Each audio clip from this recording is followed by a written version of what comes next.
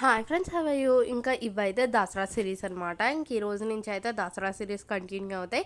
Miss కాకుండా చూడండి. అలాగే నా వాయిస్ని అయితే పట్టించుకోకండి. మొన్న అయితే సైక్లోన్ వచ్చింది కదా, అప్పుడైతే నా వాయిస్ కూడా అయితే చేంజ్ అయిపోయింది అనమాట, ఈ కాఫ్ కోల్డ్ వల్ల.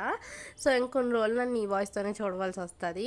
సో ఇంకా దసరా సిరీస్ ఎలాగనిపిస్తున్నాయో కామెంట్ చేయడం కూడా అయితే మర్చిపోకండి. సో ఇంకా మా మమ్మీ అయితే ఇంకా ఫస్ట్ వీడియోలో చెప్పాను కదా, గారెల పిండి అయితే తీస్తారని. ఇంకా తర్వాత అయితే బూర్ల పిండి అయితే వేశారనమాట.